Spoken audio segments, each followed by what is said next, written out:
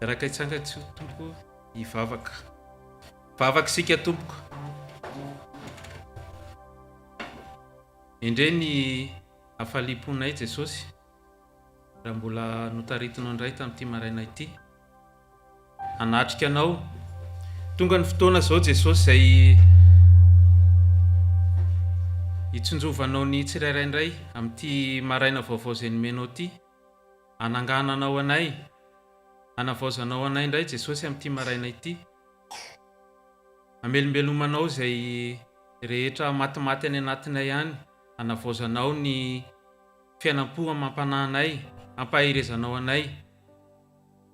Izany anefa dia tsy vitanay amin'ny herinay sy ny tanjakay Jesosy fa mangataka amin'ny famindram-ponao miantso ny fanahinao masina mandrakariva izahay amin'ity maraina ity mba hanatrika feno ny fotoana rehetra izay fampizarainao eto. Ireo ny vahoakanao Jesosy apetraka eo am-pelantananao ety am-piandohana mba ho tonga tanylonaka tokoa izy ireo. Aniriny ny teninao, hiasany ny vavaka izay fampizarana eto Jesosy, ary ianao ny asa mivantana amin'ny tsirairay koa fanahy masina na ny manatrika ny fotoana na ny any tokantrano any. Dia mialava lalana Jesosy Kristy Tompo, ny mpanao tsy mahasoa kosa dia rakofy amin'ny rano soa amin'ny fotoana rehetra izay hifampizarana eto. Dia amin'ny anaranao Jesosy ny azahoako sy manao izany vavaka izany. Amen. Dia mbola ho ampitombony antsika mandrakariva ary havana malala ny fahasoavana sy fiadanana amin'ny fahalalana tsara an'Andriamanitra sy Jesosy Kristy Tompo. Faly indray mifanatritava aminareo amin'ity maraina ity. Fotoana tahaka izao moa arak'ilay vavaka teo dia manovy hery indray tsika eo amin'ny ilay loharanom-pahasoavana. Ilay loharanonay na dia tsy izy izany fa Jesosy Kristy Tompo izay eto izy manatrika antsika eto. Hamaky ny salamo tsika nomboana ny fotoana, salamo faha 470, salamo fa 470. Tsy dia lava izy io fa kitsika daholo ny andininy rehetra. Aorian'izay tsika dia hanao hira. Ny hira ataontsika dia hira fifoazana 15 Asandratoavo. Efa mipreparena ny andininy atao fa mba hatafiditra antsika tsara amin'ny fanatrehan'Andriamanitra dia ho ataontsika ny andininy rehetra. Misaotra amin'ny teknisiana ny mavidrika hatrany manao ny asan'ny Tompo. Rehefa vita izany hira izany dia hivavaka tsika, dia raha tsy vita ny vavaka dia tsy hipetraka tsika. Rehefa eo ambany masonao ny salamo dia araka maki izany tsika amin'ny anaran'i Jesosy.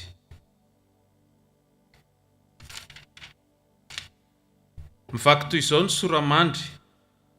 Fatokina n'Andriamanitra fiarovana mafy. Ho an'ny mpiventira nataon'ny Korahita Alamot tononkira amin'ny anaran'i Jesosy. Andriamanitra no aro sy hery ho antsika, mpamonjy mora azo indrindra amin'ny fahoriana izy. Koa izany no atorantsika na dia levina aza ny tany, na mifindra ao anatin'ny ranomasina aza ny tendrombohitra, na mirondrona misambaravoara aza ny onjany, ka miorooro tonga tendrombohitra noho ny fisokafony. Misy hono koa ny sampany dia mampifaly ny tanàna n'Andriamanitra. Fonena masy sy ny avo indrindra, Andriamanitra no eo afovoany ka tsy mihetsika izy. Andriamanitra no hamonjy rehefa madiva ho maraina ny andro. Ny tabataba ny firenetsamihafa, ny kotrokotrona ny fanjakana maro. Nanonona ny feony izy ka niepo ny tany. Jehova tompony maro momba antsika. Andriamanitra Jakoba ny fiarovana avo antsika. Avia jereo ny asan'i Jehova izay mahatonga fiaravana ety an-tany. Mampitsahatra ny ady hatramin'ny faran'ny tany izy. Manapaka ny tsipika sy manito ny lefina izy. Ary mandoro ny sarety amin'ny afo. Mitsahara ka aoka fantatrareo fa jero Andriamanitra isandratra ny firenetsamihafa ao, isandratra amin'ny tany ao. Jehova tompony maro ny momba antsika, Andriamanitra Jakoba no aro antsika. Amen. Ataontsika ary anira asandrato avo.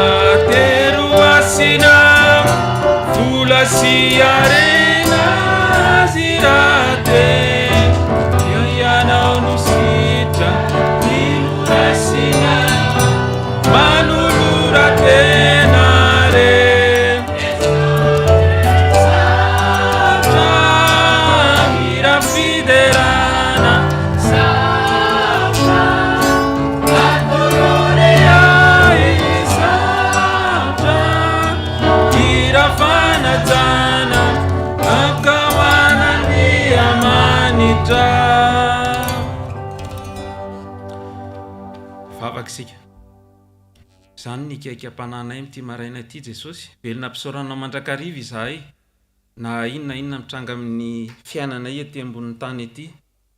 Fenao faliana koa izahay Jesosy satria mbola nomenao fofinaina, menao hery sy tanjaka ary fahasalamana na teo arany zavatra maro izay mandalo amin'ny fiainanay. Mankasitraka indrindra Jesosy fa ianao ilay Andriamanitra mampanantenana indray amty maraina ity, fa na inona zavatra hitranga Jesosy araka ny salamo izay nivakianay teo, dia ianao ilay Andriamanitra tsy miova, ianao ilay Andriamanitra eo afovoanay ka tsy mba hihetsika izy ho ny teninao. Andriamanitra no mamonjy azy ary rehefa madiva ny maraina ny andro. Zany Jesosy ny mahafaly ny fomba mampananay. Ny fiainanay Jesosy dia tsy afaka misaraka ny fiainam-panahy sy ny saina sy ny fo ary mampanahy. Ka dia zany mbola manosika anay indray amty maraina ity hanatona anao mba mba hitoetra mandrakariva ao aminao zahay, mba hahafahanay mijery lavitra ny fiainanay miaraka aminao. Zany nefa dia tsy vitanay ny herim-batanay zany Jesosy a, fa ny fanainao masina izay efa nitary-dalana anay teto Jesosy a, no angatahanay ihany koa mbola hitombo ao anatinay amin'ity maraina ity. Araka ny teninao hoe mandehana dia mbola mazava eo ianao Jesosy, ka dia ndreto izahay manantona anao, ndreto izahay mbola velom-panantenana Jesosy, na dia reradreraky ny herinandro sy ny zavatra maro izay mandalo amin'ny fiainanay ary, fa ny azonay tokiana Jesosy raha mifikitra aminao zahay a, dia ho tafatsangana indray a, ary tombo indray ny herinay, ary izany Jesosy dia entinay manompo anao sy hanaovana ny zavatra rehetra izay kasainao aminay tsirairay avy. Ka raha androso izay Jesosy a, ny amin'ny toy n'izao fandarana izao, dia apetraka am-pialantananao zany vavaka izany a, dia amin'ny anaranao rery ihany Jesosy a, no zahoanay manaovana izany vavaka izany. Amen. Afaka mipetraka tsika.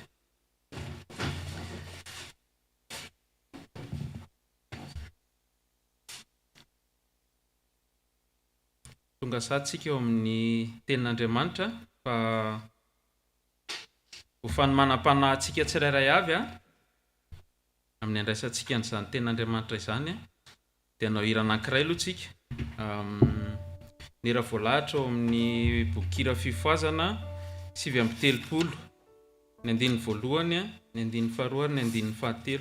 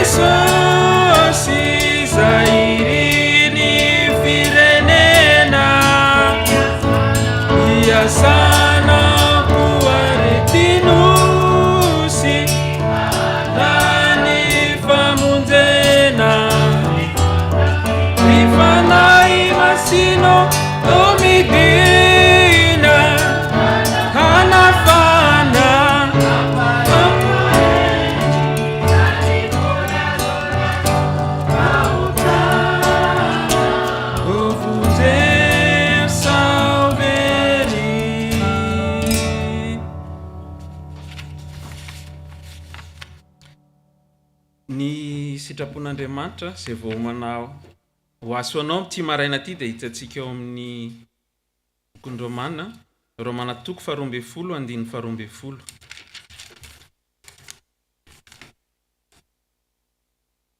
Ny epistily ho an'ny Romana 12:12.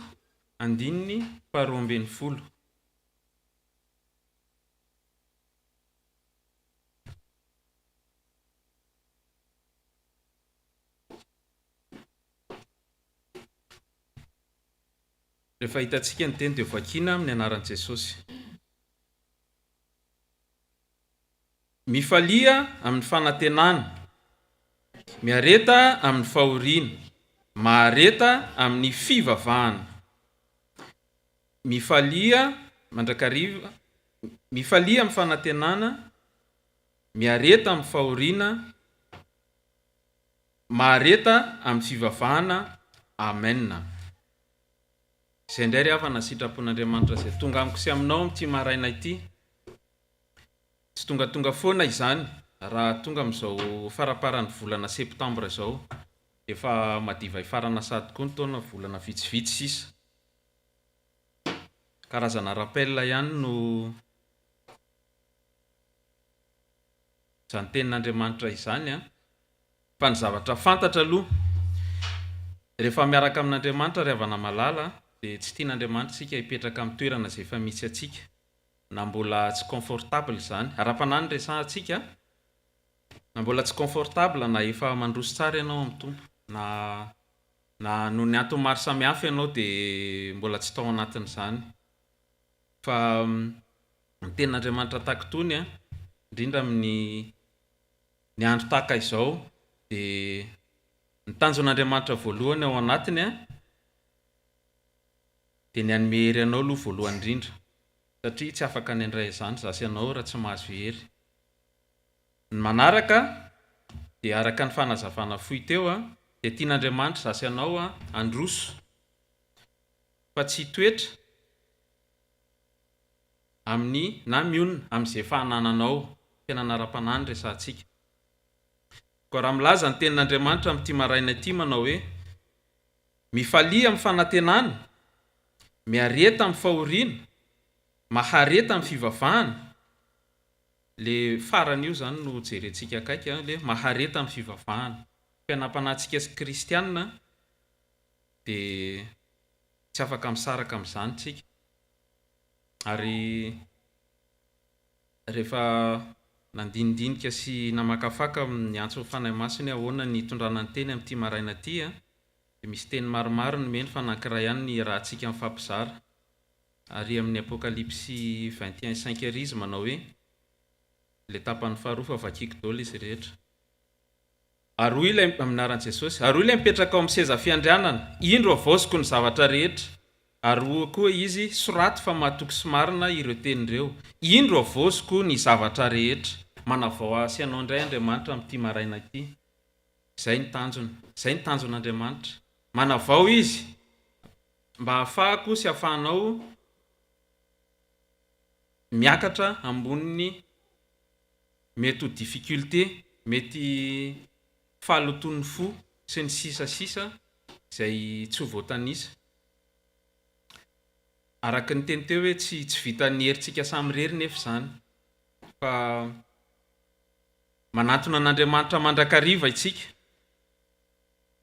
Tsy ampy raha amin'ny fotoana amin'izao izao ihany no anatonako sy anatonanao an'Andriamanitra, fa amin'ny fiainanao andavanandro, naiza misy anao.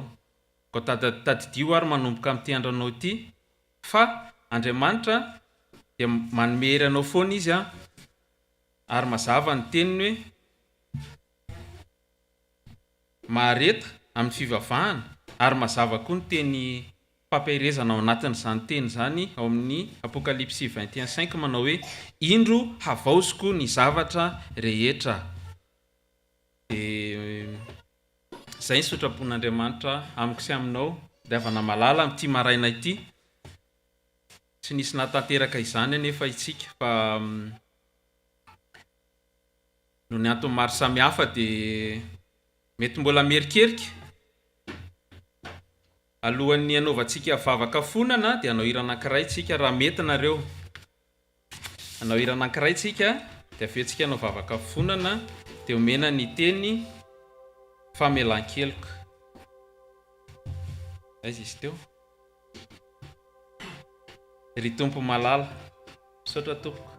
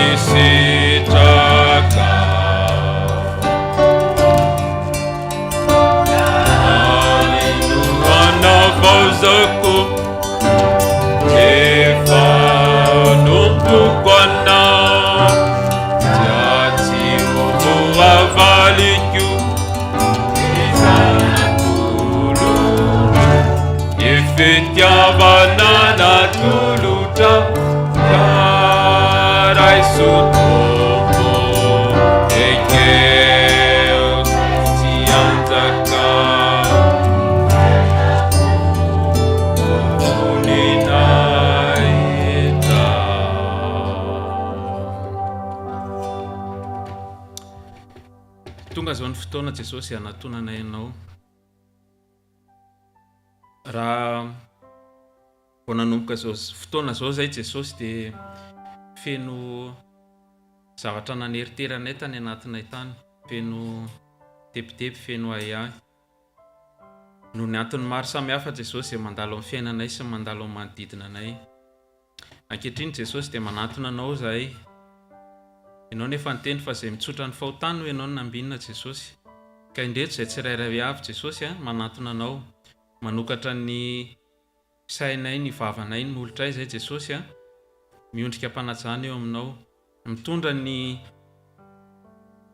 fahalemenay, mitondra ny fahotanay izay tsy resinay Jesosy. Manona ny fifonana izay Jesosy manoloana ny izany rehetra izany sy ny fahamarinanao. Ianao ilay Andriamanitra marina, ianao ilay Andriamanitra matoky sy marina Jesosy tsy afaky ny androso izahay ary tsy afaka izay niaraka aminao raha tsy madio eo anatrehanao. Ianao Jesosy nefa niteny hoe avia manatona fa natahaka ny jaky ary ianareo dia hofitsiako tahaka ny oram-panala.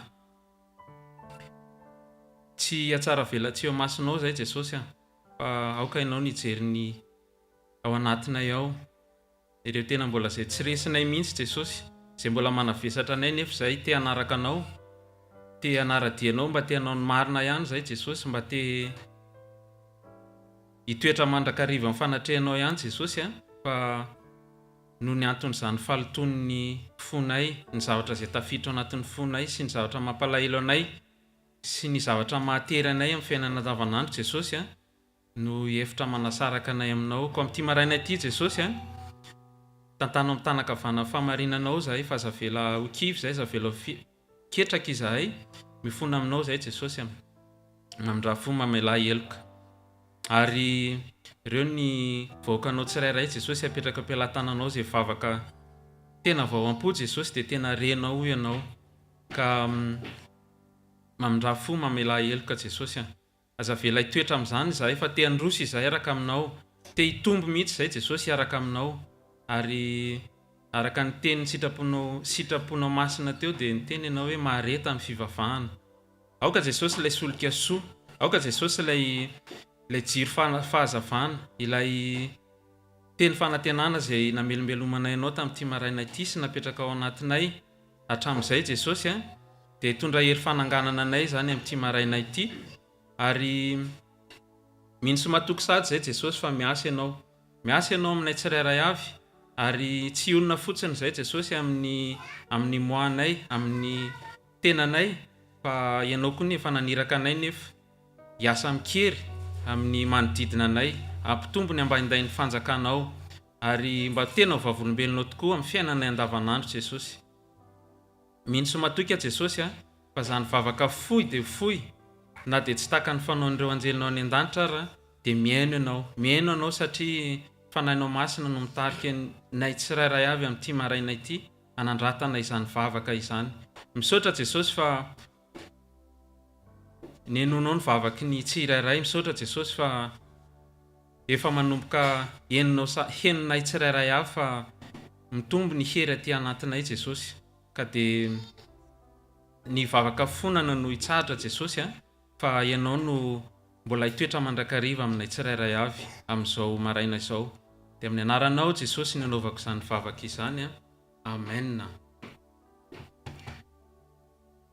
Raha toka bebaka marina ianao, raha toka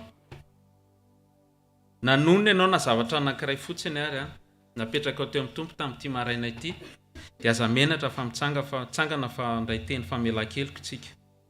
Famindrapon'Andriamanitra moa vao miratra ny maso dia efa manana an'izany famelan-keloka izany tsika, efa manana izany fahasoavana sy famindrapon'Andriamanitra izany, fa tombony ny andraisanao ny teny famelan-keloka ka raiso. Hoy Jesosy amiko sy aminao amin'ity maraina ity: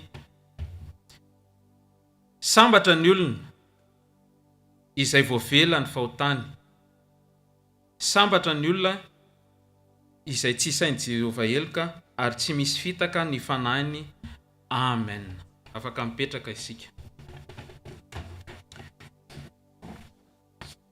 Eny ary avana malala ao amin'ny tompo.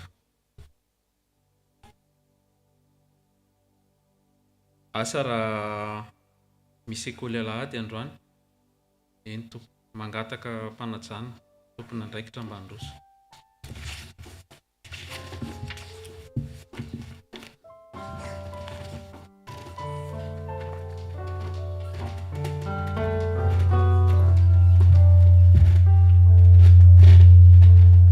Bonjour les amis, comment ça va ce matin? Ça va bien? Je vous invite à vous lever pour prier du coup.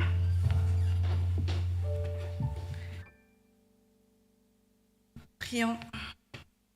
Seigneur, nous te remercions encore pour cette nouvelle journée que tu nous donnes. Merci Seigneur de nous avoir regardés tout au long de cette semaine, de nous avoir donné la force chaque jour, Seigneur.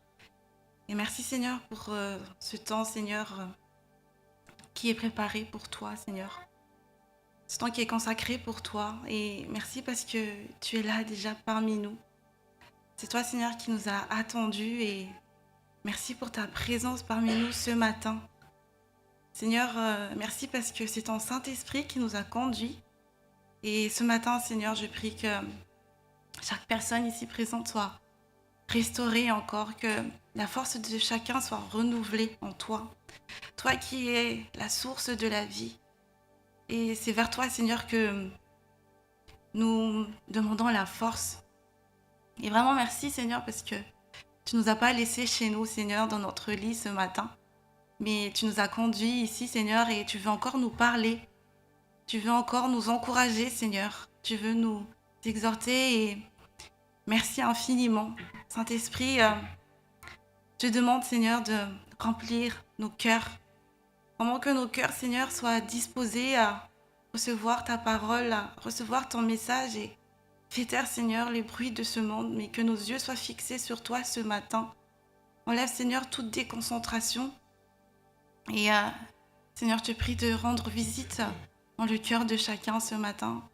Je prie aussi, Seigneur, pour nos frères et sœurs qui n'ont pas pu être là. que c'est toi, Seigneur, aussi qui va les rendre visite là où ils sont et bénis les aussi. Et Seigneur, je ne suis pas digne, Seigneur, d'apporter un message, mais je demande, Seigneur, de conduire ces petites 5 minutes et vraiment que, Seigneur, que ça apporte du fruit, Seigneur, dans nos vies, que ça nous encourage aussi, Seigneur, et que ça ne soit pas que pour aujourd'hui, mais vraiment pour notre vie quotidienne. Et je remets ce temps entre tes mains, Seigneur. Et c'est en ton nom, Jésus, que nous avons prié. Amen. Ce matin, désolée, je n'ai pas préparé de petites leçons, mais ce matin, j'aimerais vous apporter un petit témoignage pour nous encourager. Tout à l'heure, tonton Yuri, dans la volonté de Dieu, a partagé le verset là. Persévérer dans la prière. Et mon petit témoignage, enfin mon message a un petit lien avec ce verset et il porte plus nous en tant que chrétiens, la volonté de Dieu pour nous en tant que chrétiens, c'est de persévérer dans la prière. Mais si on veut aussi que la prière marche, il faut que nous ayons foi. Qu'est-ce que la Bible dit par rapport à la foi ?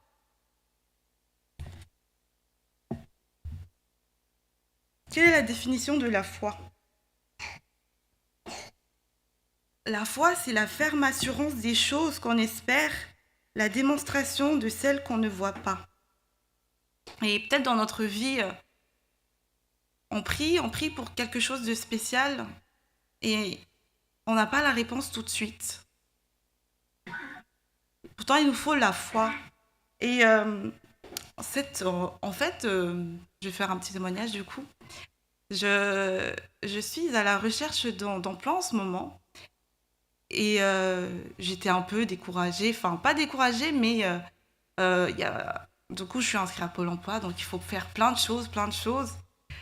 Et puis on peut dire que oui, j'étais découragée de chercher un emploi. Et la semaine dernière, je suis allée voir, du coup j'avais rendez-vous avec des copines, et puis ça faisait très longtemps que je n'avais pas vu ces copines. Du coup, on allait quelque part et j'étais dans la voiture avec une de ces copines-là. Et du coup, je lui raconte un petit peu, vu que ça faisait longtemps qu'on ne s'était pas vus, donc on s'update un peu nos vies. Et puis, je lui dis que je suis à la recherche d'emploi, mais que bon, j'étais pas trop à fond dans la recherche parce que, voilà, il fallait faire les CV, l'aide de motivation. Et puis pendant que je lui expliquais ma situation, elle me dit non mais vas-y, va, dépose partout, même si t'as pas les diplômes qui va avec le travail que tu cherches, ne t'inquiète pas, là-bas, parce que bon, on vise l'autre côté bien sûr, l'autre côté ils n'ont pas besoin, enfin ils s'en foutent un petit peu de tes diplômes en quelque sorte, ils cherchent surtout ta motivation. Puis j'ai dit, ah oui, ouais, ok, bah c'est vrai, t'as raison. Ok, si je suis motivée, bah vas-y. Et puis là, elle me dit un truc que jamais... c'est un sujet dont on parle très rarement. Et puis elle me dit, mais en plus, t'es croyante. Alors pourquoi t'as peur ? Et ça m'a rappelé un truc, je me suis dit, ah Seigneur, peut-être que c'est un message que tu veux me faire passer, me dire, où est donc ta foi ? Est-ce que tu as foi ? Et voilà, c'était le petit message un petit témoignage pour nous encourager que il faut avoir la foi. Si tu pries pour quelque chose, il faut avoir la foi. Et dans Marc, on va voir dans Marc chapitre 9, verset 23.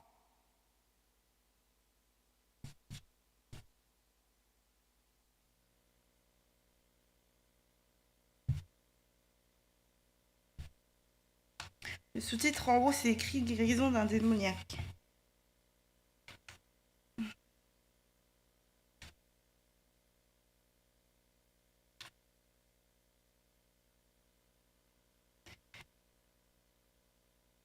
C'est bon, vous avez trouvé?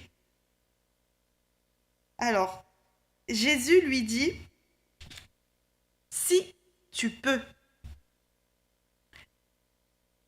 Tout est possible à celui qui croit.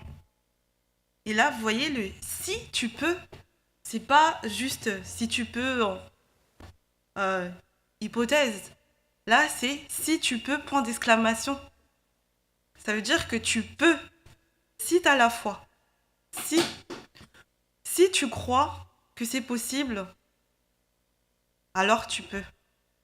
Et voilà mon petit partage de ce matin. Désolée, c'est un petit peu court, mais j'espère que ça vous encourage un petit peu. Et je vais demander à Jenny, du coup, de venir prier, s'il te plaît.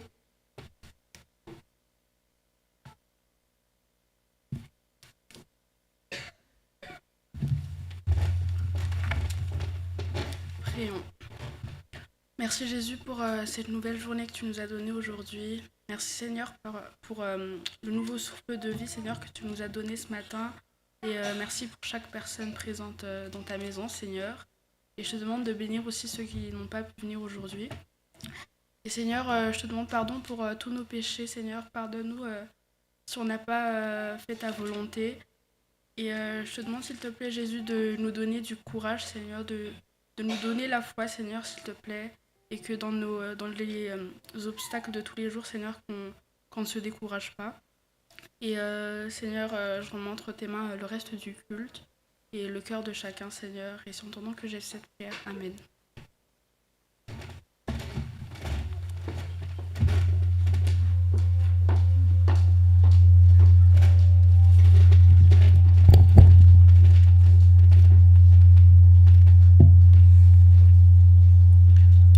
Misaotra ny tompon'andraikitra ny sekoly alahantsika tonga ny anjarany tamin'ity maraina ity. Zao tsika ravana malala dia tonga amin'ny fenoana sy andraisantsika ny mpanompony izay tonga ny afatra lehibe amin'ity maraina ity. Anao hira anankiray tsika ao amin'ny FFPM 190 ry fanahy mpanazava, ataontsika ny andininy voalohany sy ny faharoa.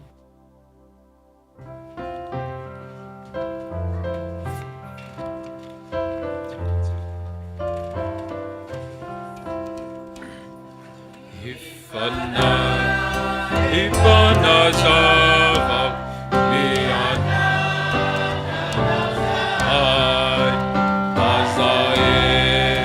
afatungava amene anahinay au fantatai mazava salazani tenina aretu lalandava awapuni afuna.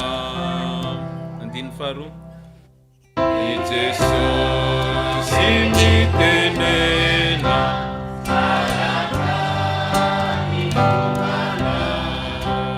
amina amana tena amabene feula omara efemata atabato iata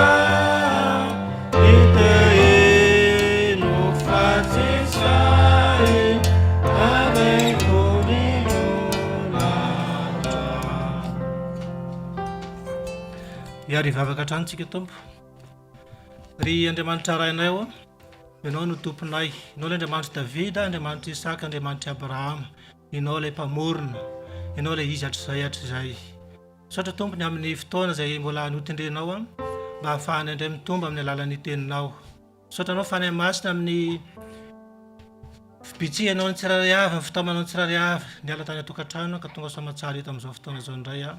Fantatray fa matoa izay tonga eto dia ataony fanahy masina nitady dalana anay tsirairay avy. Izao indray izay ny tonga eto amin'izao fotoana izao satria anao fidinao handray anjara amin'ny alalan'ny teninao. Ny teninao tokoa tompo no entinay mamakivaky ny lalana rehetra iny Jesosy Tompo, fanazavana ny lalana aminay tokoa ary fanazavana ny alehanay rehetra. Dia mangataka Tompo raha ambara indray ny teninao dia mba hitonga teny fiainana aminay zany ary tena hoe fianarana mino tokoa ny tsirairay amin'ny toerana rehetra izay alaina rehetra. Dia makasitraka Tompo dia mitenena indray araka ny fombanao. Amen. Dia mahazo mipetraka tsika ry havana. Dia faly mifanaritsitava amintsika tsirairay avy indray tratra ty andro mahafinaritra ty. Io moa zany na avy ny orana na tsara ny orana dia tsara foana ny andro. Ho antsika olombelona rehefa avy ny orana dia hoe ratsy ny andro, fa ho an'ny biby kosa dia miteny sy ny zava-maniry dia tsara ny andro rehefa avy ny orana. Ka ny Tompo nefa mampianatra antsika hoe misaora amin'ny zavatra rehetra, na avy ny orana na misy lanezy dia mahay misaotra isika. Ankoatr'izay dia faly miarabantsika ihany koa izay manaraka izao fandaran'izao en ligne dia fiadanan'ny Tompony io toetra amin'ny tokantraminareo tsirairay avy manaraka izao fandaran'izao dia mino fa tena hoe azo hery indray nareo amin'ny alalan'ny toriteny, satria araka ny teny moa hoe voasoratra dia hoe nandefa ny teniny izy mba hasitrana azy. Matoa tonga ny teny teny tahaka izao dia izao misy fanasitranana amin'ny alalan'ny teny. Raha misy reradreraka zany ianao tonga eto dia azo hery ianao anatin'ny teny. Raha misy marary ianao tonga eto dia azo fanasitranana ianao anatin'ny teny.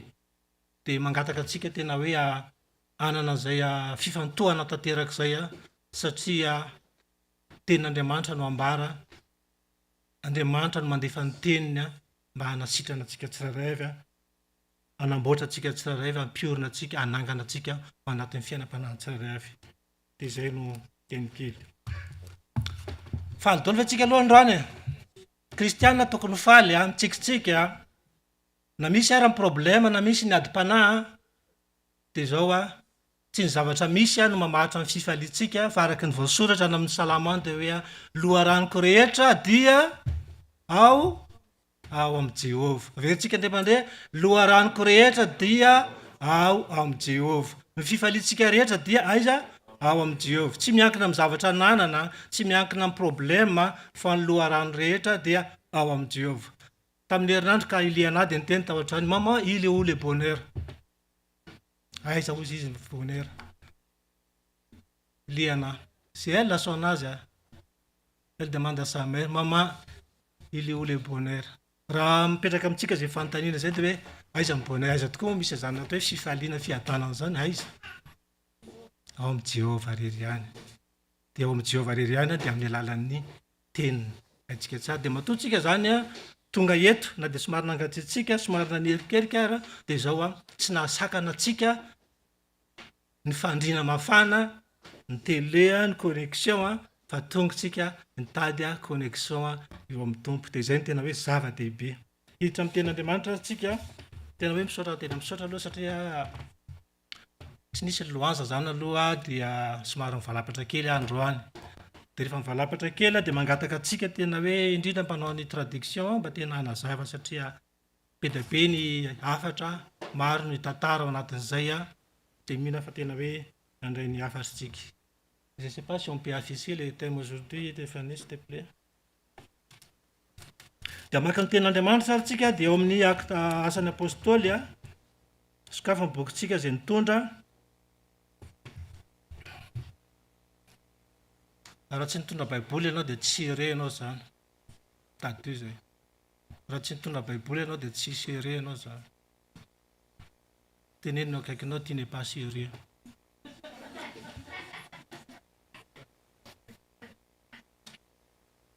Dia ho tena tranon'Andriamanitra mihitsy ianao dia teo hoe tsy ohatran'ny chauffeur tsy mitondra permis, ohatr'izay. Mandeha ianao dia migodana fotsiny ihany tsy mitondra permis. Dia aty am-piangonana koa ianao tsy mitondra baiboly dia tena tsy here ianao zany. Asan'ny apôstôly toko 10 dia vakintsika hatramin'ny voalohany ka hatramin'ny ajanontsika hatreo amin'ny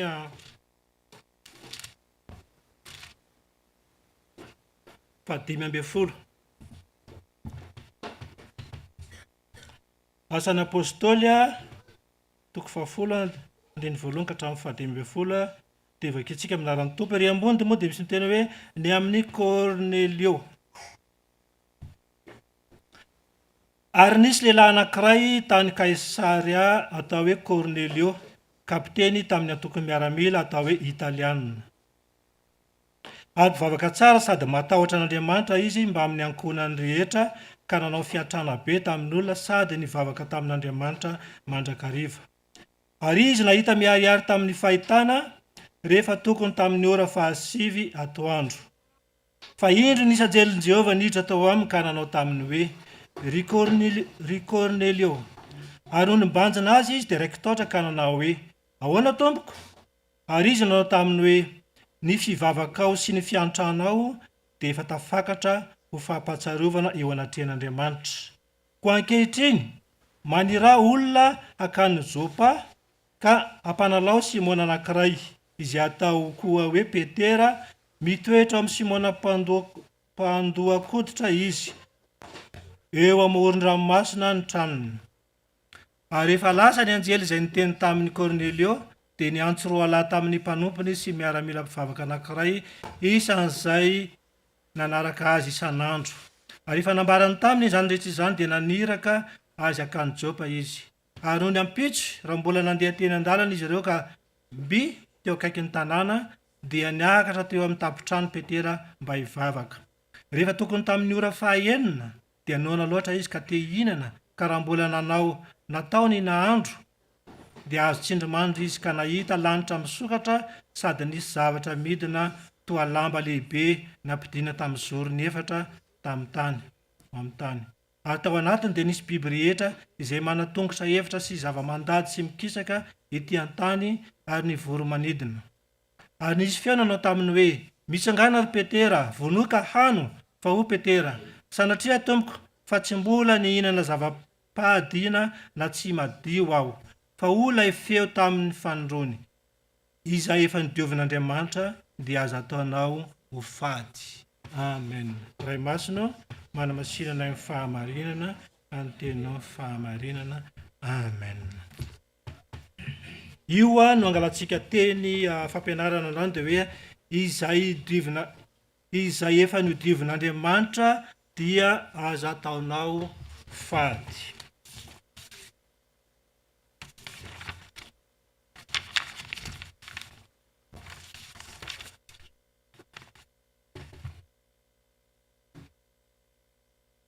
Afaka fisena ve fanery le tamatsika zavatra? Raha vajerevantsika ny ana amin'ny second Bible dia miteny an'izao hoe amin'ny français hoe ce que Dieu a déclaré pur ne les regarde pas comme souillé.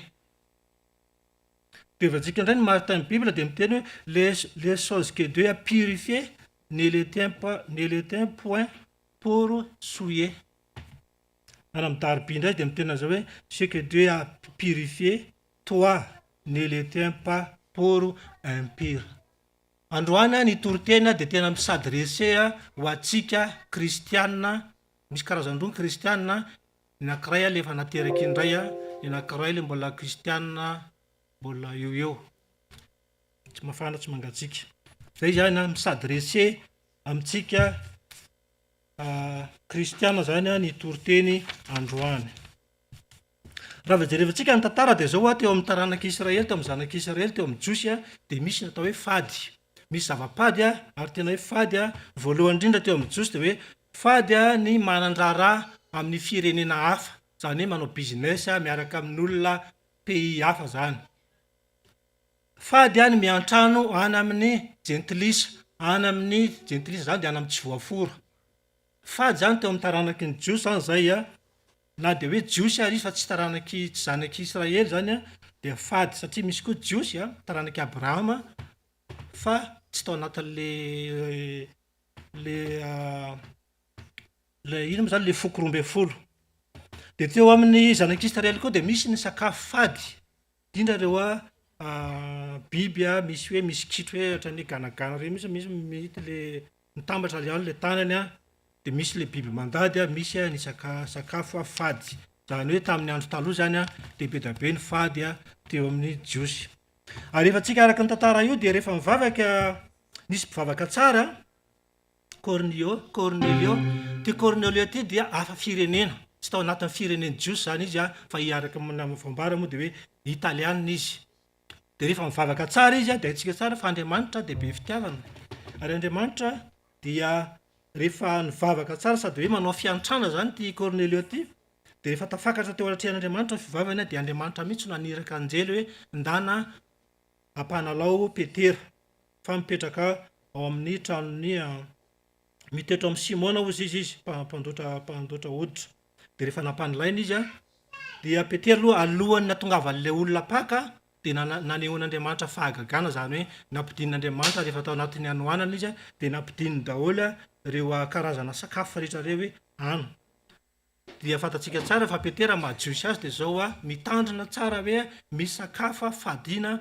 ho an'ny jiosy tsy azo hohanina de tsy nandà mihitsy izy tsy nihinana de rehefa niinsista misy Andriamanitra hoe zay zavatra rehetra nefa nidiovan'Andriamanitra azo ataonao fady zay zany teo am'le sakafo izy de tsy nety nihinana mihitsy de rehefa tonga indray re olona teo tokotany re olona nirahany ty kapiteny Cornelio ty de hita indray fa olona hafa firenena olona italianina indray anasa azy ho any an-trano de mbola nisalasala indray izy hoe za tsy afaka hiantrano satria tsy fomban'ny jiosy mihitsy miantrano any an-tranona hafa firenena kanefa ny fanahy masina no betsika aminy hoe mandeha any ianao manaraha miaraha am'ireo olona reo fa za naniraka an'ireo olona reo de rehefa tonga tany am'ireo Cornelio reo izy de nitory nanambara ny tenin'Andriamanitra de nanazavany tsara hoe fantatrareo izy izy inareo mahalala fa fady amin'ny jiosy ny manandraraha sy antrano amin'ny olona hafa nefa izao izy de efa nampahafantarin'Andriamanitra fa tsy misy olona azaka atao hoe fady sy tsy madio de rehefa nitory ny tenin'Andriamanitra izy de nilatsaka ny fanahy masina tamin'ireo hafa firenena de teo zany Paoly de nafantatra hoe fantatr' zao izy fa Andriamanitra dia tsy mijery tavan'olona tsy mijery niza niza fa ny zavatra kasitran'Andriamanitra dia olona mivavaka aminy amin'ny fanahy sy ny fahamarinana zany hoe Andriamanitra zany nanomboka teo dia fantatry ny jiosy fantatry Petera hoe tsy Andriamanitry ny jiosy ihany ka Andriamanitra ty fa Andriamanitry ny olona rehetra azotsika tsara zany zay de rehefa ny an-trano tany ny zavatra nitranga nefa de zao rehefa ny an-trano tany Petera tanàna kely moa zany Jerosalema zany de rehefa ny an-trano tany izy niaraka tamin'ny apôstôly vitsivitsy de nilany namany ady tonga zany le namany de zao hoe zay tsy mila anareo tsony fa efa maloto nareo fa efa ny an-trano tany amin'ny gentilisy nareo efa ny an-trano tany amin'ny inakana tany amin'ny tsy voaforo nareo normal aloha mety nisy sakafo tao de ny sakafo tany tokoa i Petera tsy voalaza tao anatin'ny baiboly zay fa ohatra tsika le makany an-trano reny de misakafo foana de nisy sakafo tao de niady nilady taminy ny mpianatra zany hoe ny mpianatra zany dia tsy faly hoe nareo mandika ny baiboly nareo miantrano tany amin'ny gentilisy ny antrano tany amin'ny tsy voaforo de nila ady kanefa soa ihany fa nanambary Petera hoe tsy zangy inona moa zay zao izy izy fa rehefa niran'Andriamanitra nahita fahitana ozy izy tiavatsika narendre amin'ny efa acte 11:17 acte 11:17 miteny zao hoe koa raha mba omen'Andriamanitra azy ny fanomezana tahaka antsika fony voanino an' Jesosy Kristy iza moa zay zany no asakana an'Andriamanitra rehefa niteny an'izay Petera de hoe fa za no iza Andriamanitra de manana ino zany Andriamanitra souverain manao zay tiana atao izy mizara fahasaha zay tiany omeny izy na ny adala ara de omeny fa iza moa zay zao zay apôstôly kely ty de rehefa nahare an'izany zany reto apôstôly reto dia nakalaza an'Andriamanitra satria efa nomena rehefa niteny an'izay Petera de hoe fa za no hita zany eritreretra hoe nisy fanahy masina ny teny Jesosy ny teny de nomen'Andriamanitra ny jety de faly zany ny gentilisa hoe ny apôstôly hoe fanomen'Andriamanitra ny gentilisa koa ny fibebahana azahoan'ny fiainana hitantsika tsara zany le toepo nananan'reto apôstôly hoe tamin'ny fony mbola hoe taloha de hoe nieritreritra mihitsy izy hoe mifamonjena Jesosy Kristy de hoe anjiosy rery ihany ao tsara tsika azava le kosatrasatsika aloha mila mifantoka tsara mihitsy na de nisan'le zavatra nandalo kely teo fa de volo tady andrebirebatsika tsy hifantoka fa tsika mila mifantoka tsika anatin'izay ajanontsika eo iny tantara iny Ihitra indray tsika tantarana olona Saoly niova Paoly. Nanina moa Saoly? Ina mipase an'i Saoly? Izy voalohany dia mpanenjika fivavahana, mpamono olona, mihaza trano mihitsy zany hoe mahiditra trano mihitsy izy manenjika an'izy milaza azo mpivavaka mino manambara zany Jesosy Kristy zany dia izy mihitsy miditra any trano dia managadra zany hoe tena nampahory ny kristianina mihitsy zany atao hoe Saoly zany. Kanefa rehefa nifanena tamin'i Jesosy Kristy teny an-dalana Damaskosy izy dia niova fo. Dia rehefa niova fo izy dia nirany Ananiasy. Ananiasy efa nitenen'Andriamanitra zao mihitsy hoe andany ianao makany amin'ny Saoly fa mbola tsy say any olona ratsy zany, olona meloko zany. Fa Jesosy efa niten'Andriamanitra efa niteny mihitsy hoe efa mivavaka izy, fa andany ianao makany. Efa mibebaka izy, efa niova fo izy, fa mbola natahotra ihany Ananiasy.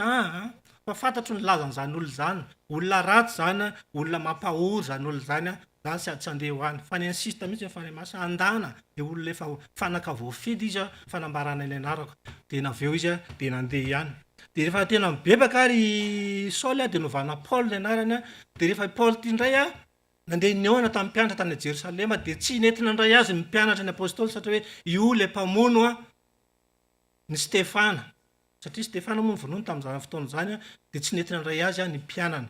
Fa soa ihany fa teo Barnabasy niaraka taminy nanazava hoe zao ny zava-nisy nisehon'Andriamanitra tany amin'ny alalan'ny Damaskosy izy dia efa namantsika izy, efa miombona amintsika izy. Fa ny apôstôly dia zao mbola misy distance, mbola froid ihany zany izy par rapport amin'ny apôstôly zany dia hoe Saoly ihany Paoly ihany Saoly mpamono olona ihany izy. Mitodika amintsika ary ny leson'androany.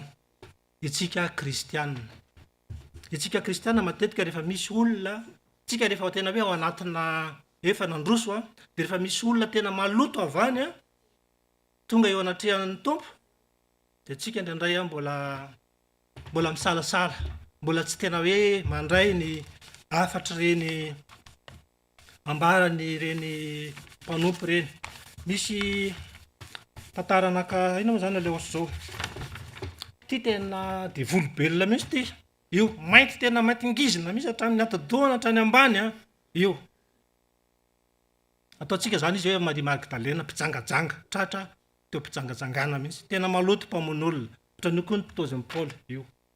Fa dia ty anankiray ty le tsika kristianina. Misy petipetina fa tsy mireconnaître mihitsy izy maloto fa ohatran'ireny le hoe za dia madio masina io tsika kristianina io. Tsika mieritreritra akanjo fotsy fa misy petipetina. Jesosy mahita an'io petipetina io. Mahasamy hafa an'izy roa reto zao. Tia tena mireconnaître mihitsy za tena mpanoty za tena mpamono olona, za tena mpijangajanga, za tena rehetrretra. Ty zany tena mireconnaître amin'ny fautiny ty. Fa ty anankiray ty tsy mireconnaître mihitsy. Ty anankiray ty tsy mireconnaître. Non, tsy mireconnaître mihitsy ty. Fa mahasamy hafa ny reto zao ity rehefa mibebaka radical tonga dia tout de suite zay mahatonga ny tenin'Andriamanitra amin'ny teny mitandrema ianareo kristianina fa mpijangajanga ny mpamono olona efa mialoha lalana anareo aiza any amin'ny paradis. Satria ty tonga dia manaiky ty hoe za diso za meloko dia rehefa manetry teny ianao eo anatrehan'Andriamanitra dia sandratra.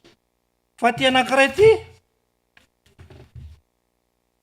tsy mireconnaître za mihitsy ty anankiray ty. Ka anka rehefa ity anankiray ty no miova fo dia mitoro teny taloha eto. Ty anankiray ty tena tsy mety mandray hoe io fa mba mitoro teny eny. Zao ary nataony olona io. Zao ny nataony io. Ty anankiray ty zany tsy na dia efa nidiovin'Andriamanitra zato isan-jato ary ty tamin'ny rany efa madio ty eo anatrehan'Andriamanitra. Fa ty anankiray ty mbola tsy madio, tsy mbola madio ty eo anatrehany ty. Zay le tsika kristianina zay hoe misy olona efa nidiovin'Andriamanitra zao efa madio izy eo anatrehan'Andriamanitra fa itsika mbola le pasian'le olona ihany jerevantsika hoe za tsy ametrahano tanana io ara zao no nataony io, za tsy anaiky asahany io zany fa zao no nataony. Zay mahatonga le io temantsika andrano hoe zay efa nidiovin'Andriamanitra aza ataonao fady. Matoa tsika rehetra tonga eto dia efa nidiovin'Andriamanitra tamin'ny rany. tsisa zany maloto zany ntsony tsika rehetra fa madio aza mety ino ma zany hoe aza mety melohany devoly hoe anao mbola maloto zao mbola manao an'izao ka na iza zany ny olona hitanareo any hoe maloto ka tonga manana anjara fanompona eto am'izao fanompona zao de zao a efa matontonga eto a de efa madio izy ao anatrehan'Andriamanitra azotsika tsara zay a madio a ny olona rehetra rehefa nidiovin'Andriamanitra mahatonga atsika manao an'izay manko de le toe-potsika mihitsy fa mila mangataka mihitsy tsika araka le hiratsika hoe tompo amoro ny fo madio ny fotsika mihitsy any maloto a mbola tsy tea iovy raha eo anatrehan'Andriamanitra hitra tantara ary tsika misy tantara anankiray de zao nisy lehilahy anankiray teo am'le tanàna anankiray a dia maheno ve misy tantara anankiray a olona lehilahy anankiray teo am'le tanàna de teo am'le tanàna izy a mijangajanga be le olona namony olona le olona de leo am'le tanàna zany de mahafantatra mihitsy ny zavatra nataon'ity rangahy ty de rehefa avao le rangahy le tena mpisosy toka be sy de nandeha mivavaka izy rehefa avy eo de nandeha mivavaka nefa mba niovy izy zany de avao a nisy poste atao anatin'le fiangonana hoe nanao annonce zany fiangonana hoe mitady lehilahy kristiana montina tsara madio fitondratena tsy misotro toka de mipostile le rangahy de rehefa mipostile le rangahy dia tsy voaray fa natsony le ray aman-dreny ianao ozy izy mandainga fantatra foana nataonao teta tanàna ozy izy kanefa anao manina anao ato anatin'ny CV-nao hoe tsy matoa anao postile zany de olona madio za ozy izy tsy mandainga le olona taloha nge nangalatra io fa tsy za tsony za fa olona vaovao ozy izy fa le olona taloha le za taloha io hitanareo nijangajanga taloha sy namony olona sy sotro toko io fa za ke fa olona vaovao fa tsy fantatra tsony fa le olona taloha iny fa le olona le kristiana zany a mbola mieritreritra foana hoe ty le mpisotro toka taloha de mbola io foana nytoetrany nefa le olona araky ny tena hoe efa olom-baovao tsika ao am Kristy efa lasa ny zavatra taloha atsika tsara zay a efa olom-baovao tsika am Kristy fa le olona le kristiana zany a de mbola mitazona foana le toetran'le olona taloha zay zany le hoe c'est que tu as purifié ne considère pas comme impie zany hoe zavatra rehetra efa nidiovin'Andriamanitra dia azo ataonao ho maloto mbola misy tantara anankiray andray a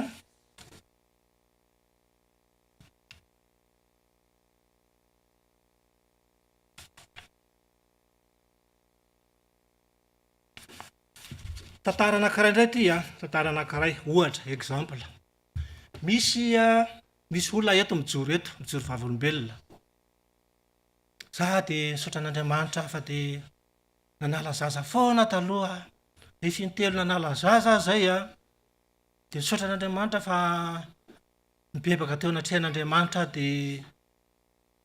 de navelan'Andriamanitra ny eloko taona sisa mpiara-vavaka tsara ny tompo raha vava efa tena fa niova mihitsy anao fa tsara ny tompo de zay daholo zany tena mpiara-mivavaka tam'le raha vavy de tsara ny tompo fa am'izao sisy zao de azo manao an'izany tsony de nandeha ny fotoana niaraka tam'le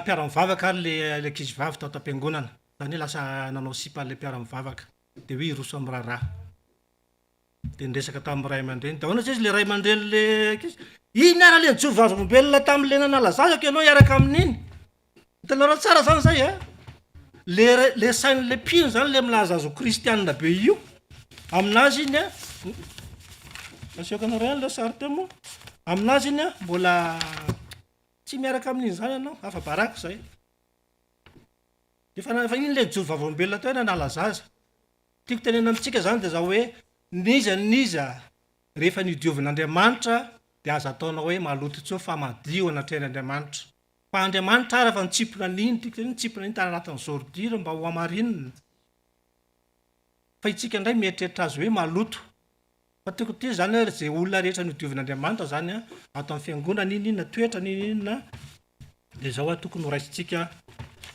foana amin'ny fo madio ina zany no afatra ho atsika zany de hoe ho atsika kristianina de zao a mangataka mandrakariva tsika araky ny teny sitrapon'Andriamanitra hoe mifalia mandrakariva ny fifaliana de avy amin'ny vokatry ny fanahy kanefa ao anatin'ny vokatry ny fanahy io ihany koa de misy ny fruit de l'esprit ny fahadiovam-po mila madio fo tsika amin'ny tsirairay avy zany hoe madio ny fo ny fo zany rehefa madio dia tsy mitsaratsara, tsy mitsaratsara zany ny fo.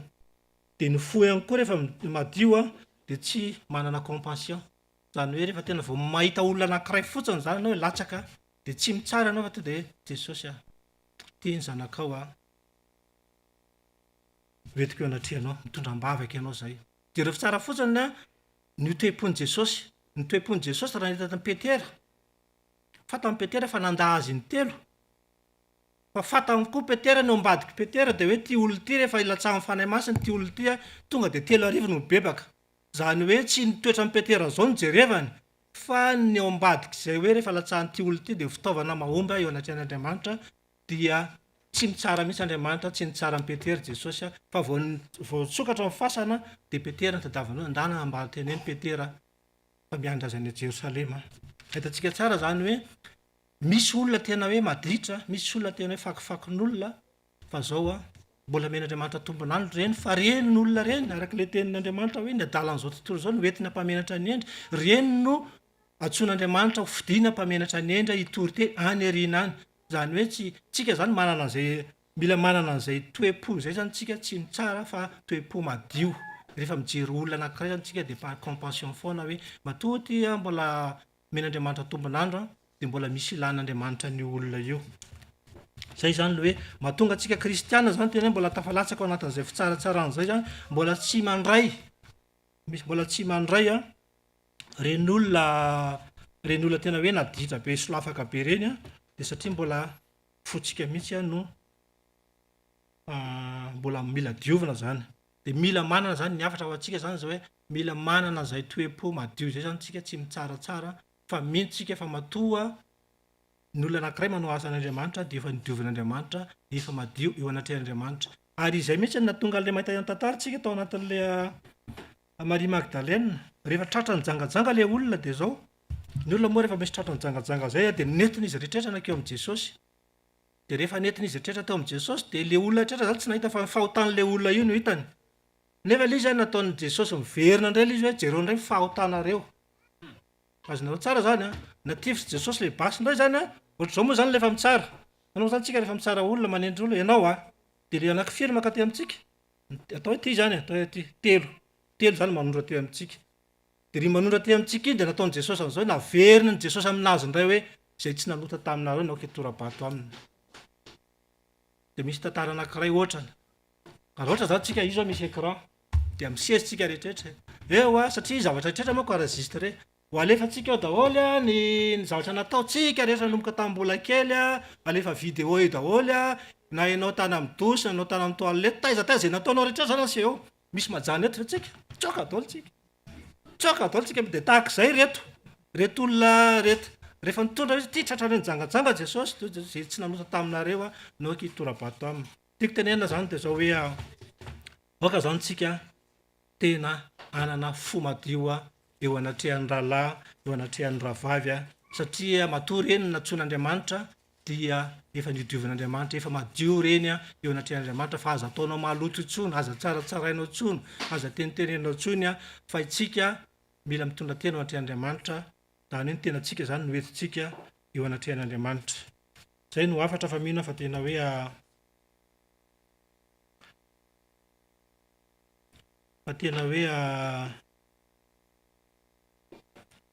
na afaka tsika zay misy ten'Andriamanitra zay maranako azy fa tsy raiky fetifety ana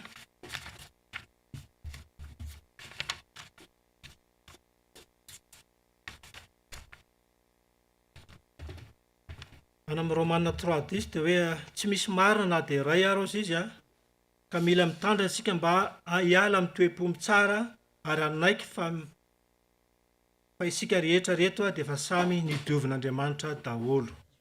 Zay zany verik'Andriamanitra dia tsy misy marina tsika na dia iray aza ka mila mitandrina zany amin'ny fisainantsika, fomba fieritreretintsika, fomba fitsaratsaratsika satria isika rehetra hozy izy dia mba hiala amin'ny toe-po, mitandrina zany tsika mba hiala amin'izay toe-po mitsaratsara zay ary anaiky fa isika rehetra reto dia efa samy nidiovin'Andriamanitra daholo.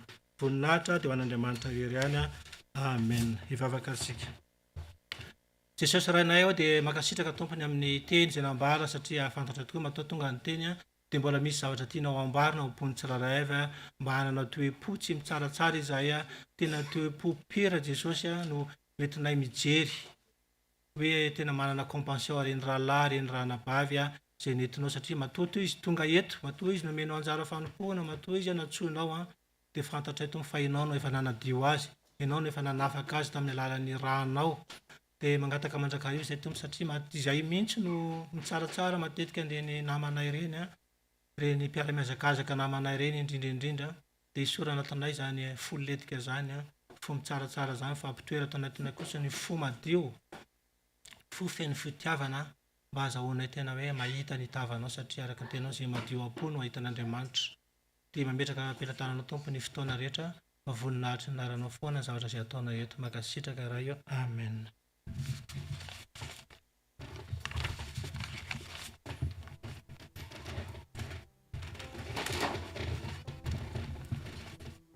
misaotra an'Andriamanitra lehibe tsika amin'izany teny sy fampianarana izay napetrany teo ampanompony izany dia misaotra ny tonton Solofo tsika tondra izany. Izao dia mangataka ny atongobe tsika androso hanao ny anjarany raha mety izy ireo.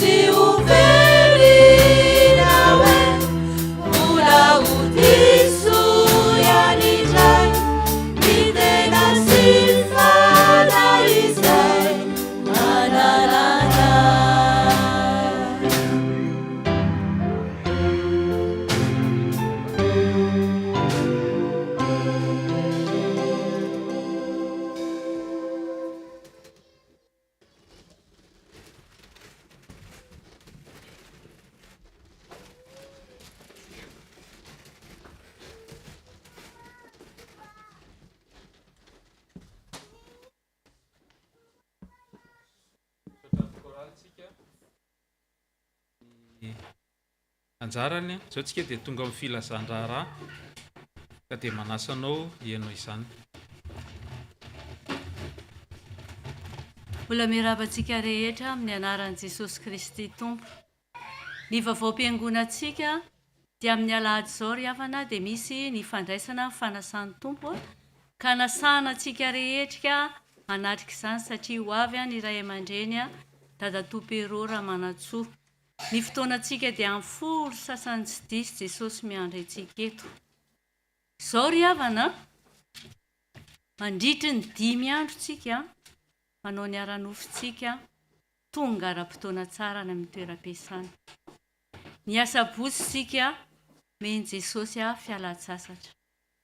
Alahady manomboka amin'ny folo sasany ka hatramin'ny eo any amin'ny 2 na amin'ny 3 eo farafahatarany mba fotoana angatahan'i Jesosy amintsika dia mba hatao voamarom-potoana.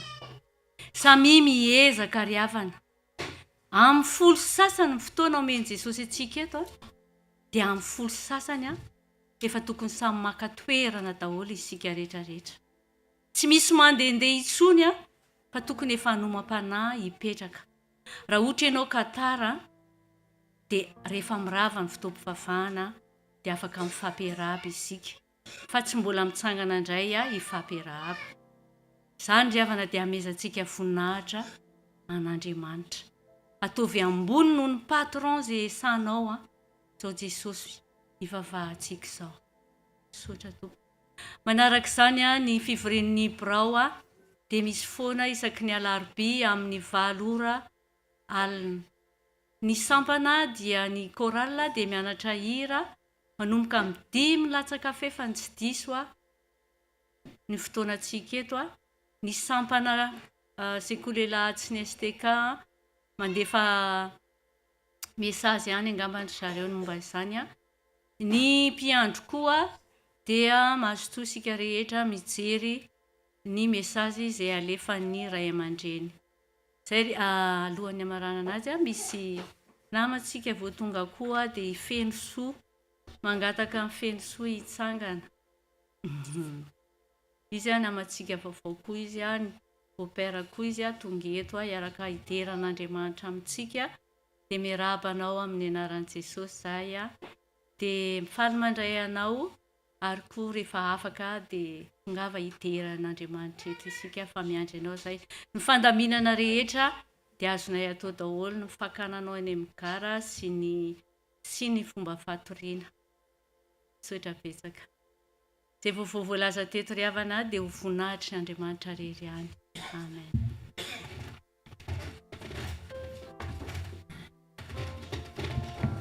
Sotra ny tompona ndraikitsika nizaran'ny fandaharana eto amin'ny fiangonana. Zao tsika dia roso mirakitra nanomana hiritsika amin'izany ny foko no mifaly fanavotanao.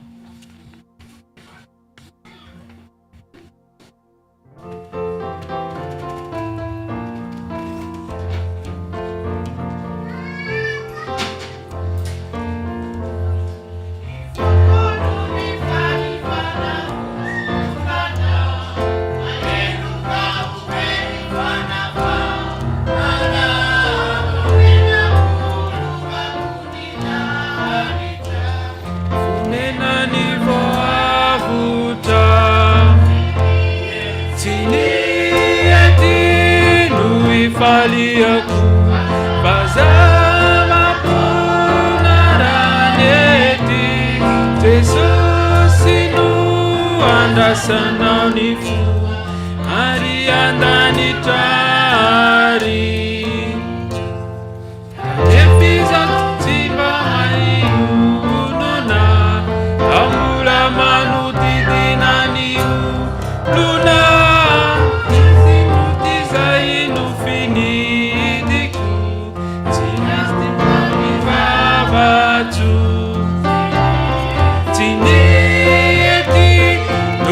fali aku fazama ponaranyeti Jesusinu andasanani ari andani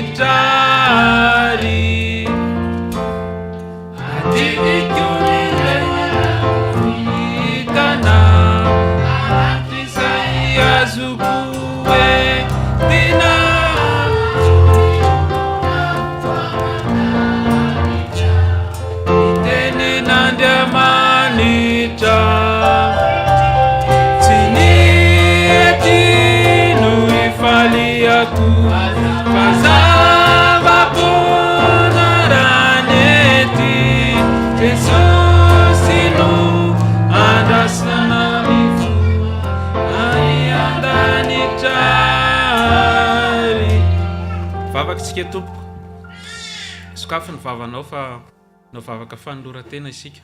Misaotra Jesosy ny amin'ny fotoana rehetra izay naharanay tamin'ity maraina ity. Ny rakitra izay nomenay Jesosy dia sombitsombiny tamin'ny nomenao. Raisy Jesosy diovy sy hamasiny izy ireo mba hampandrosoana ny asanao eto amin'ny fiangonana. Izay tsirairay avokoa Jesosy eny amin'ny toerana na any amin'ny toerana rehetra izay anarahana izao fandaharana bavaka izao dia hanavao ny fanoloran-tenanay izahay eo aminao.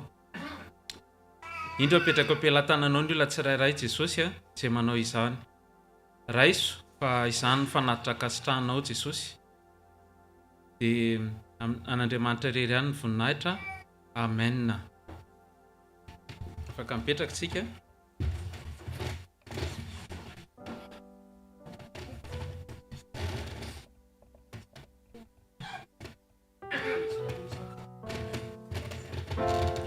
Nampitondra teny tompon'andraikitra fa amin'ny lahady izao zany tsika dia misy ny fiaraha-misakafo ka manasa anao zany aorianan'ny fitaovivavahana mba araka hisakafo. Raha terem-panahy ianao hitondra tsy maninona afaka mitondra koa. Ya, izao tsika ry havana malala dia tonga ao amin'ny fotoana fitondranam-bavaka. Ao anatin'izany tsika dia misy ny raha voahomana fa homany ny vavakao ho an'ny firenena, homany ny vavakao ho anao manokana. Ny isam-baravarana, ny isa-tokantrano ho an'ny firenena malala antsika, ho an'ny firenena izay mampiatrano antsika, n'aiza misy antsika. Ao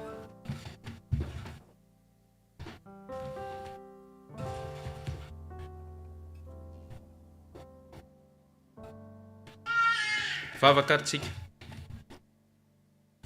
Indray ny fahatsaranao ry Jesosy Kristy tompo malala. Fa raha nanomboka izao fotoana izao zahay dia mbola ny vesatra, mbola ny fahotanay no nibanjina anay teo alohanay. Ankehitriny nefa Jesosy manoloana ny asan'ny fanahinao masina sy ireo izay teny marobe izay nentin'ny mpanomponao dia nisokatra ny masonay, ny anahery zahay ary noraisinao Jesosy ny vavaka izay nipololotra tao am-panahy tsirairay avy.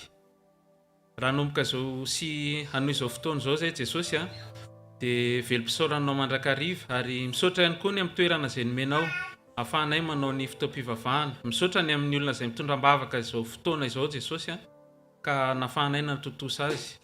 Ireo nanadiontrano, ireo teknisianina izay nandray anjara rehetra na ny tsy nandray ihany koa Jesosy dia isaorana ianao mandrakariva.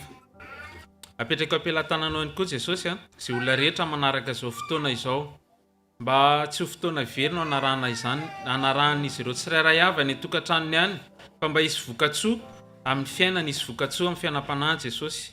Araka ny fitarihan'ny fanahinao masina teo dia mba handroso tokoa ny tsirairay Jesosy fa tsy toetra ary hitondra ny sosiny tsara amin'ny manodidina anay. Ankehitriny izay Jesosy dia araka ny mbavaka izay hitondra ny firenena malala anay Madagasikara. Ao ny olona efa mahafantatra anao Jesosy, ao ny kristianina, ao ny tsy kristianina. Tsy izany no jerenao Jesosy ary efa nampianarinao indray zay tamin'ity anio ity fa ny olona rehetra dia tianao. Raha mandatsaka ny ranonorana ianao dia ho an'ny olona rehetra, raha mamposaka amin'ny masoandro ianao dia ho an'ny olona rehetra. Ka dia mangataka amin'ny famindram-ponao ihany koa zahay ho an'ny firenena malala anay, ho an'ny olona rehetra izay mitoetra ao Madagasikara ao Jesosy dia apetraka eo am-pelantananao. Indrindra Jesosy ireo tsy salama, indrindra ireo sahirana ara-pivelomana Jesosy izay tena fantatra fa mampikaikaika tokoa ny ritme ny fiainana any Madagasikara amin'izao fotoana izao. Ka dia mitondram-bavaka azy ireo zahay Jesosy ny sambatan'olona, ny isa-tokantrano, indrindra ireo tsy manana trano, tsy manan-kialofana koa Jesosy dia apetraka am-pelantananao. Ny ny corps de métier rehetra ny mpitondra fivavahana ny mpitondra ny fanjakana apetraka eo am-pialantananao. Ianao ny hiasa mahery ao anivon'ny tsirairay, aoka ny fo vato ny tsirairay Jesosy ianao ny anova izany ho fonofo mba hahafahanao miasa tanteraka, ampandrosonao ihany koa ny ambandain'ny fanjakanao amin'izany firenena izany. Tondrambavaka ihany koa zay Jesosy any amin'ny firenena izay mampiantrano anay. Ianao ny jery manokana ny tondra fivavahana rehetra. Izy ireny tokoa Jesosy ny fitaovana iasanao. Izay efa operinasa, izy ireo mbola vao am-pikasana Jesosy ny anaovana hanao, handray anjara ny asanao, petraka am-pialantananao izy ireny. Ny corps de métier rehetra, ny mitondra ny fanjakana, dia apetraka am-pialantananao avokoa izy ireny. Zany nefa tsy mora zany Jesosy fa aoka ny fanainao masina ny asa mahery, ary aoka ny fanainao masina Jesosy ireo anjelinao niaro izay vavaka rehetra nasandratra tamin'ity anio ity Jesosy, mba tsy ho voasakatsakana fa tena tonga any aminao, ary anao ihany koa ny asa mahery amin'ny olona tsirairay avy amin'ity anio ity. Tondrambavaka ihany koa zay Jesosy ny amin'ny fiangonana izay iarahanay isan-kalahady. Maro ireo namanay ireo izay tsy nanatrika teto noho ny antony maro samihafa, dia tsy ho diso anjara ihany koa izy ireo ny amin'ny fahasoavana sy ny famindrapo izay nozarainao teto, ary miasa mahery ianao fanahy masina amin'izy ireo tsirairay avy. Ianao ilay Andriamanitra mandresy ny fahafatesana, ianao ny hanangana azy ireo koa Jesosy, ary ianao ny ampahery ny tsirairay any amin'izay toerana misy avy any, na ny an-tranony izy, na en voyage izy, na n'aiza misy azy ireo, mba vita somatsara ihany koa Jesosy ny zavatra izay nanondranao azy ireo, ka mba tonga somatsara eto indray hiara hifaly amin'ny fanatrehananao sy ny fanomponanao. Mbola betsaka ny tinambara Jesosy fa hifonana ny tsy ampy, ary hifonana ihany koa ny mihoatra, fa izay kely izay voatony ny vava, voatony ny molotra, ary etaita-panahy Jesosy dia raisy ho ankasitranao amin'ny anaranao Jesosy Kristy Tompo, velona sy mahery avy any Nazareta, nanaovana izany vavaka izany. Amen. Tonga sa tsika ry havana malala, amarana izao fotoana izao tsika, ny hira izay ataontsika ao amin'ny hira fanampiny 26 tsy misy reharehako, ataontsika ny andiny voalohany dia metsodrano ny mpanompony, dia ataontsika ny andiny manaraka. Omantsika raha ny hira ao amin'ny hira fanampiny fa 420 tsy misy reharehako.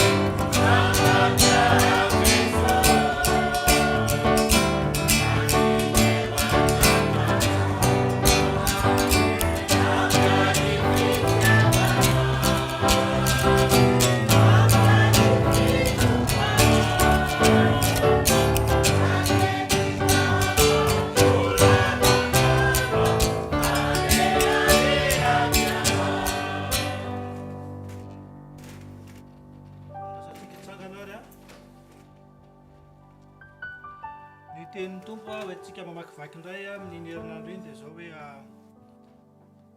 hoy ny tenin'ny tompo manao hoe anaka raha endry ny fonao dia ho faly ny koa ny foko dia ny foko, eny ho ravoravo ny fanahiko raha miteny marina ny molotrao. Amen. Izany fiara amintsika zany Andriamanitra raha tena endry ny fontsika dia tena faly izy a dia ravoravo ny fanahiny dia raisoarany tsodrano amin'ny anaran'ny tompo manao hoe hitanao anie Jehova ka hiaro anao, ampamirapiratra ny tavany aminao anie Jehova ka amendra fo aminao, anandratra ny tavany aminao anie Jehova ka ameanao fiadanana. Amen. Rainay izy any an-danitra amasina ny anarana ho tonga any ny fanjakanao, atao anay ny sitraponao tany tahaka ny any an-danitra. Eo anay io ny anasahaza ao anay ary mamelany elokay tahaka namelany taminay ary mitondra anay fifakapanahy, manafana amin'ny ratsy, hanao fanjakana sy ny hery ary voninahitra mandrakizay. Amen. Dia toy izy antsika dia hira farany telo entenen'ny mpanompony teo a.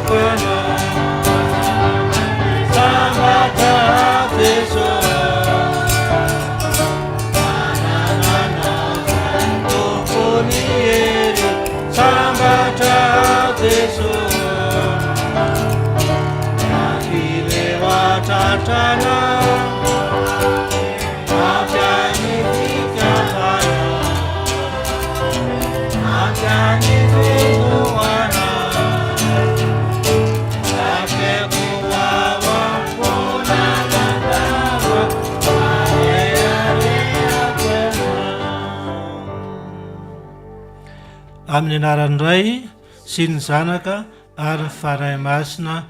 Amen. Dia mandeha amin'ny fiadanana Tompo dia bonne semaine daholo. Maheriza daholo amin'ny Tompo